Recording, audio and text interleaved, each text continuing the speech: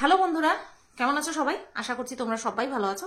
আমার মন ভালো আছে, মনটা খুবই ভালো আছে, কিন্তু শরীরটা একেবারেই খারাপ। আমার চোখ মুখ দেখে তোমরা বুঝতে পারবে।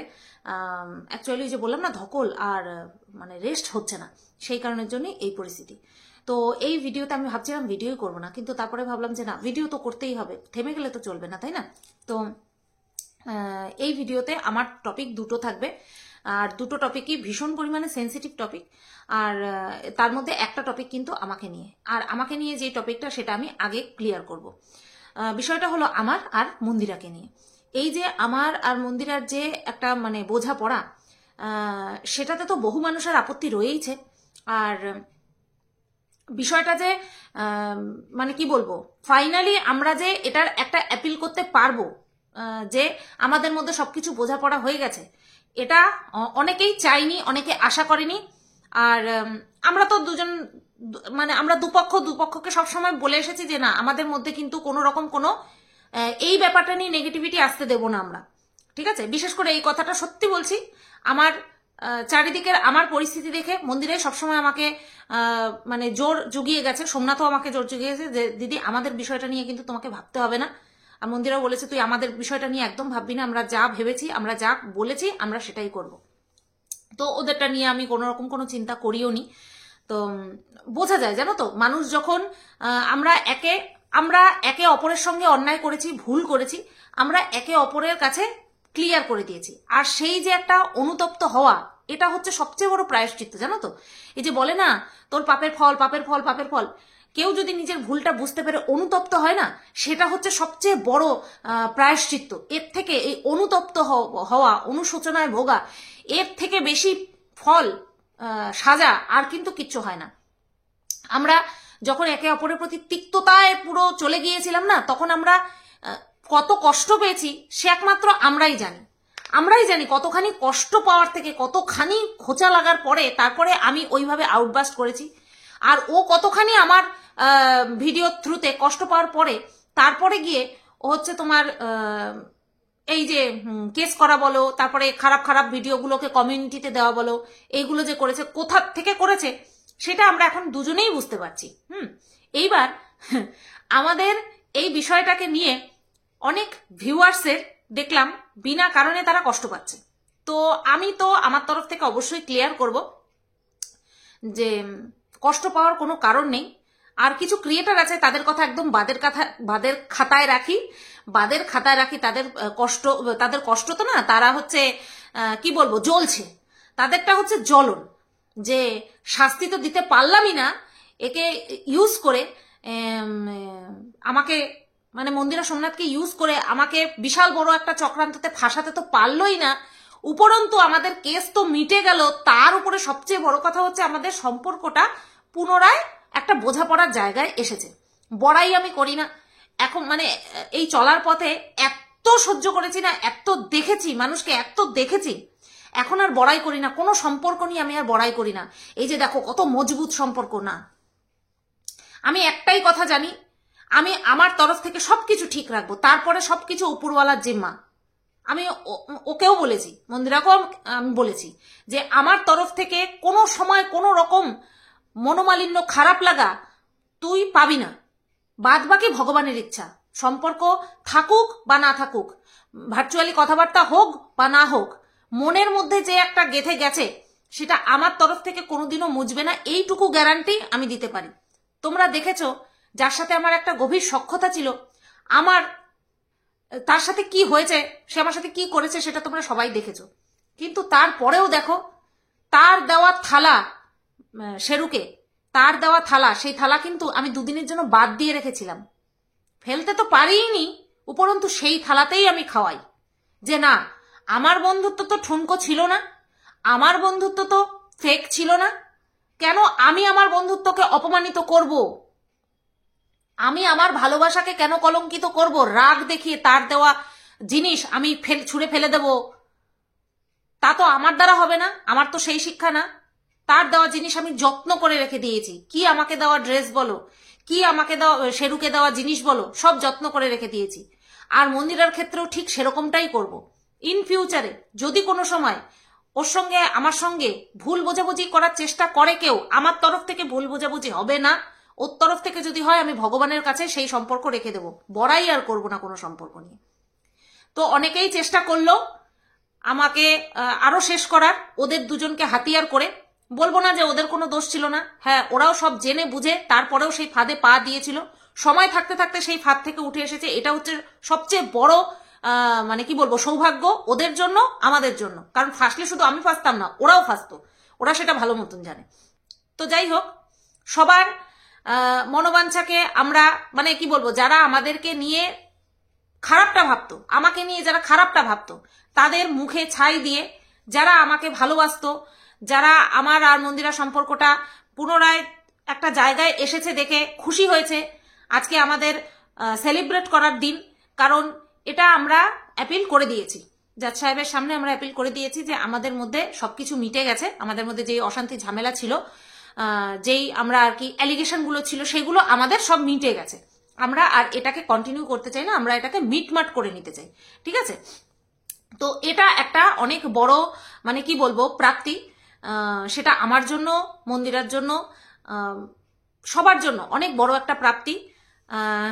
সত্যি আজকে একটা কমেন্ট এসেছে আমার কমেন্ট বক্সে, হচ্ছে তোমার ব্লগ চ্যানেলে, যেটা কিনা আমার এখানটায় আমি বলছি। কমেন্টটা ছিল যে যারা করতে চেয়েছিল ওই ছোট্ট জয়সোনাকে দিয়ে, জয়সোনাকে সামনে রেখে আমাকে শেষ করতে চেয়েছিল, আজকে নিশ্চয়ই তারা দেখছে যে জয়সোনা কিভাবে আমাকে আটকে রাখার জন্য কত তালতামাশা করছে, কত নাটক করছিল আমাকে আটকে রাখার জন্য, ঠিক আছে? তো তারা নিশ্চয়ই দেখছে, ওপরে বসে একজন দেখে, তো ওপরে বসে একজন দেখে। আমি আজ পর্যন্ত কোনো বাচ্চার ক্ষতি তো করতে চাইনি, কখনো চাইনি। একজন খুব বাজেভাবে আমাকে প্রভোগ করেছিল, আমার প্রভোগ হওয়া উচিত হয়নি, আমি বারবার সেটা বলি, ওটা ওখানটাই ইতি। আর কোনোদিনও কোনো বাচ্চার আমার তো মনে পড়ে না কোনো ক্ষতি চেয়েছি। এবার যদি কেউ খুঁটে খুঁটে মনে করে বা অন্য কোনো কথাকে অন্য ওয়েতে নিয়ে যায়, সেই ব্যাপারটা দেখার দায়িত্ব আমার না, সেটা দেখার জন্য ভগবান আছেন। যে তুই তো এর বাচ্চার এই করেছিলি, ওর বাচ্চার ওটা জানতে চেয়েছিলি, সেই বাচ্চার সেটা করতে চেয়েছিলি, সেটা ভগবান আছে দেখার জন্য। আউফাউ কোনো ফালতু কথায় আমার কান না দিলেও চলবে, আছে তো একজন দেখার জন্য। আমার কিসের এত চিন্তা, তাই না? আমি লুকাতে চাইলেও সে লুকাবে না, আর আমার নামে কেউ জোর করে বলতে চাইলেও সে অ্যাকসেপ্ট করবে না। তাহলে আমার এত ফালতু চিন্তা নেওয়ার তো কোনো দরকার নেই। ম্যাক্সিমাম মানুষের, ক্রিয়েটার বলো ভিউয়ার্স বলো, একটা কথা যে তোমরা মিটমাট করে নিয়েছো খুব ঠিক আছে, কিন্তু এই যে গলা জড়াজড়ি, এটা যেন হজম করতে পারছে না বেশ কিছু ভিউয়ার্স আছে, বেশ কিছু ক্রিয়েটার আছে। তো প্রথমেই তো বললাম ক্রিয়েটারদেরকে নিয়ে আমার কোনো রকম কোনো মাথা ব্যথা নেই। আজকে একজন ক্রিয়েটার দেখলাম, সরি ভিউয়ার্স দেখলাম, আমাকে কমেন্ট করেছে যে আমরা সত্যিই খুব বোকা।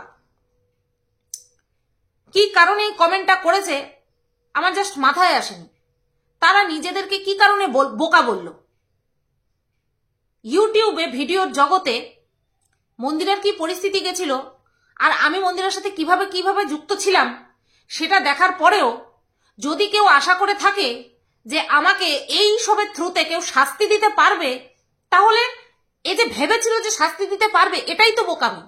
হ্যাঁ সত্যি সে বোকা, বা তারা বোকা যারা এই কথাকে সমর্থন করে যে এই রকম ভিডিও থ্রুতে কেউ আমাকে শুধুমাত্র হয়রানি করিয়ে শাস্তি দিতে পারবে। তাহলে এই সমস্ত কথা যারা ভাবে তারা সত্যিই বোকামি করেছে। এখন আমরা যখন সর্ট আউট করে নিচ্ছি, আমাদের নিজেদের ভালোটা ভেবে আমরা যখন সর্ট আউট করে নিচ্ছি, তখন সেটাকে অ্যাপ্রিসিয়েট করার পরিবর্তে তখন কিছু মানুষ বলছে যে তারা সত্যি বোকা। আমি না বুঝি না যে কি এগুলো কি। কেউ ফালতু ঝামেলা থেকে মুক্তি পেল, আমরা দুজনেই দু তরফ থেকে মুক্তি পেলাম, সেটাকে অ্যাপ্রিসিয়েট না করে, সেটাকে একটা পজিটিভ দৃষ্টান্ত হিসেবে না রেখে তারা নিজেরা বোকা, আমি কেন শাস্তি পেলাম না, তাদের মন খারাপ, এগুলো কি মনুষ্যত্বের পরিচয়? আমার তো মনে হয় না। এই যে যারা বলে না কেস মিটে গেছে মিটে গেছে, এত আদিক্ষেতা করার কি দরকার ছিল? ওটা আদিক্ষেতা নয়। আর আমি যে দুইবার গেছি আপাতত মন্দিরের বাড়িতে, দরকারে গেছি। প্রথমবার সামনে থেকে বোঝাপড়া করার জন্য, দ্বিতীয়বার কোর্টে যাওয়ার জন্য, ঠিক আছে? আমি তো যাওয়ার কোনো মতলব নিয়েই যাইনি, ওই আমাকে জোর জবরদস্তি নিয়ে গেছে। আর এখানে কোনো আদিক্ষেতা বলে কিচ্ছু নেই, এখানটায় যা আছে সব মনের টান, এছাড়া আর কিচ্ছু না। হতেও তো পারে এরপরে হয়তো আমি নিজেই যাব না, ও বলেছে তুই যতবারই আসবি ততবার আমার বাড়ি, আমি নাও যেতে পারি, তবে হ্যাঁ এটা কিন্তু একদমই না যে তোমাদের যারা কিনা তোমরা আমাকে নেগেটিভ কমেন্ট করছো তোমাদের কমেন্টের জন্য আমি যাব না, না এরকমটা না। আমি পরিস্থিতি বুঝবো, আমি সব কিছু বুঝবো, তারপরে আমি আমার ডিসিশন নেব, ঠিক আছে?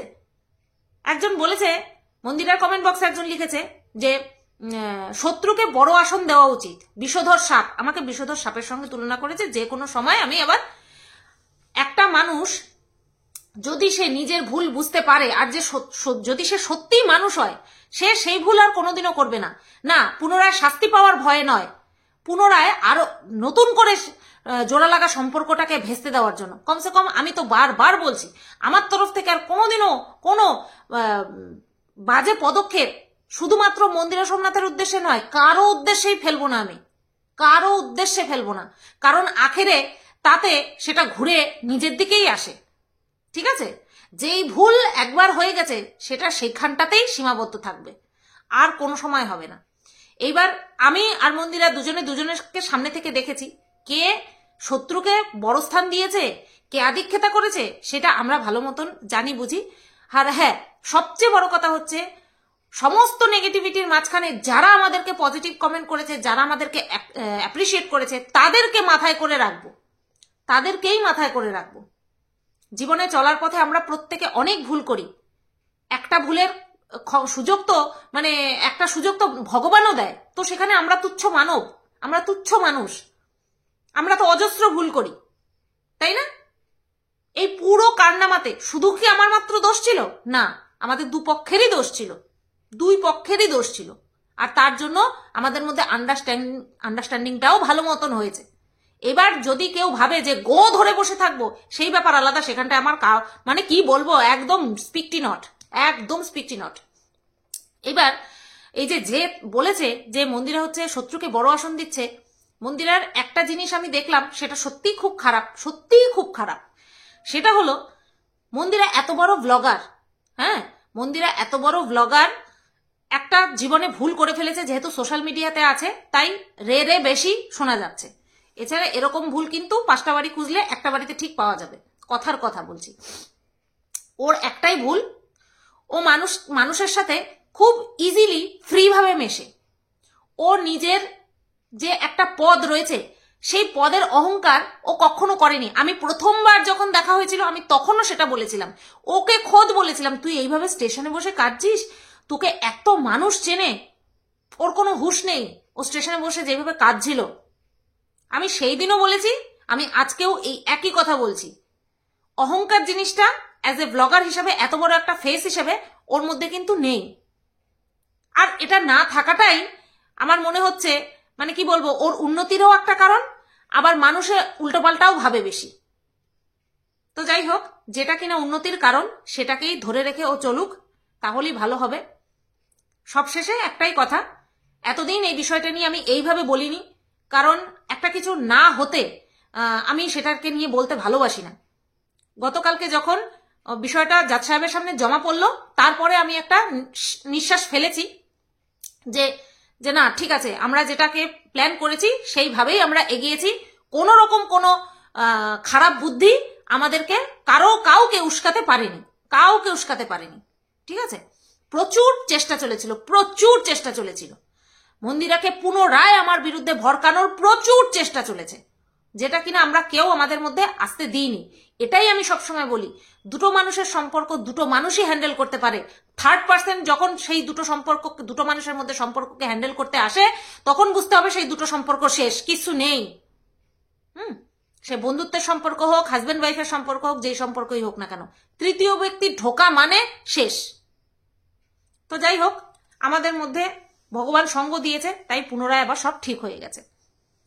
বাদ বাকি একজন আমাকে লিখেছে যে সবসময় তুমি অন্যের বাড়িতে যাও, অন্যের বাড়িতে গিয়ে খেয়ে আসো, কই তোমার বাড়িতে তো কেউ আসে না, রুকো জরা সবার করো, बोला ना धक्का मुक्की नहीं करने का, एक के बाद एक सबकी बारी आएगी। তো সুজাতাদের বাড়িতে আমি কেন গিয়েছিলাম সেটাও তোমরা সবাই জানো, মন্দিরের বাড়িতে আজ 2 বার কেন গেছি সেটাও তোমরা সবাই জানো। জানি না সবকিছু জানার পরেও সবাই কেন বোকা মানুষ হয়ে ঘোরে, আমি না বুঝতে পারি না। কেন এই টাইপের কমেন্ট করে? বাড়িতে খেতে পাই না তো, তার জন্য মন্দিরের বাড়িতে যাই খেতে, সুজাতাদির বাড়িতে যাই খেতে, আরো অন্যান্য সবার বাড়িতে যাই খেতে, আগেও যেতাম, গেছিলাম একবার, বাড়িতে খেতে পাই না তো তার জন্য। আর এনে খাওয়াই না, আমার বাড়িতে কেউ আসে না, আমার খাওয়ানোর ক্ষমতা নেই তো তার জন্য। হ্যাপি? তো এই তো গেল একটা সেন্সিটিভ টপিক, যেটা কিনা আমাকে নিয়ে আর মন্দিরাকে নিয়ে আমরা বললাম। সত্যি বাড়িতে আসার পর তোমরা বিশ্বাস করবে না, জয়ীর কথা যে কি পরিমাণে মনে পড়ছিল বিভৎসভাবে।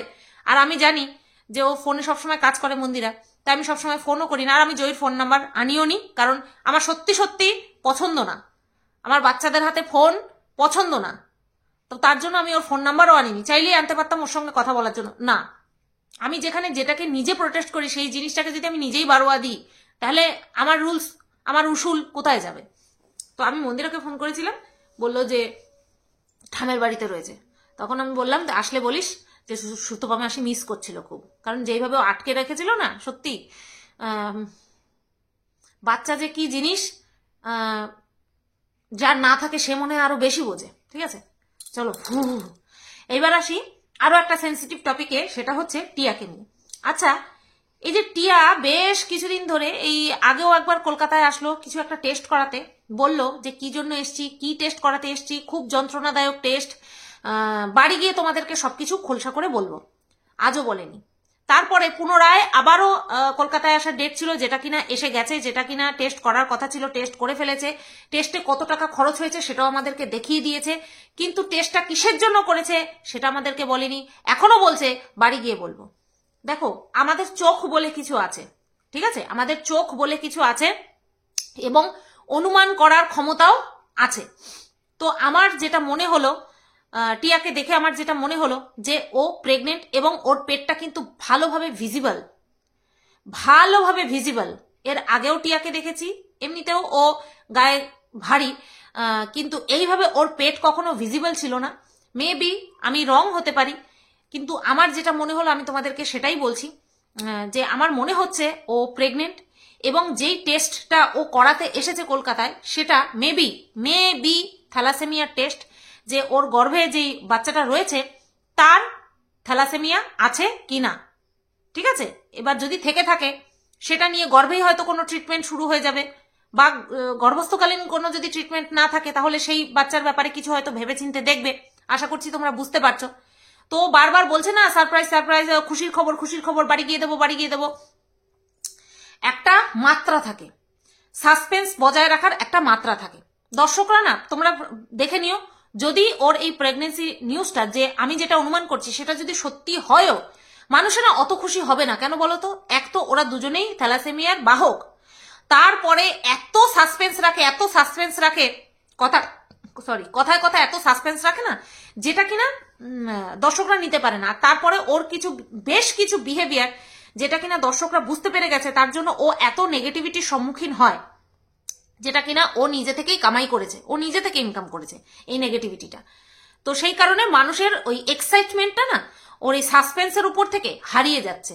তো আমার যেটা মনে হলো আমি সেটা বললাম, ইন ফিউচারে দেখা যাক যে আমি যেটা বললাম সেটা ঠিক কিনা, যে ও প্রেগনেন্ট এবং ওর গর্ভস্থ শিশুর থ্যালাসেমিয়া আছে কিনা, এই সংক্রান্তই টেস্ট ও এই কলকাতাতে করতে এসেছে। আমার তো এটাই মনে হলো। তো তার জন্য এই চলাফেরা বারণ, যেহেতু ওখানটায় নাড়াচাড়া পড়েছে। হ্যাঁ, ও বারবার বলছিল না যে এমনি সুই খাওয়া, এমনি ইনজেকশন খাওয়া, স্যালাইন খাওয়া এটা কোনো ব্যাপার না, কিন্তু এমন জায়গায় ইনজেকশন, ও কিন্তু নিজের মুখে সব ভেঙে চুরে বলে দিচ্ছে, সমস্তটা নিজের মুখেই কিন্তু ভেঙে চুরে বলে দিচ্ছে। তো ও এটাই বলতে চাইছে যে এমন জায়গা, অর্থাৎ ভ্যাজাইনাল হয়তো কোনো রকম কোনো পরীক্ষা নিরীক্ষার জন্য হয়তো ইনজেকশন পুশ করতে হয়েছে বা এরকম কিছু।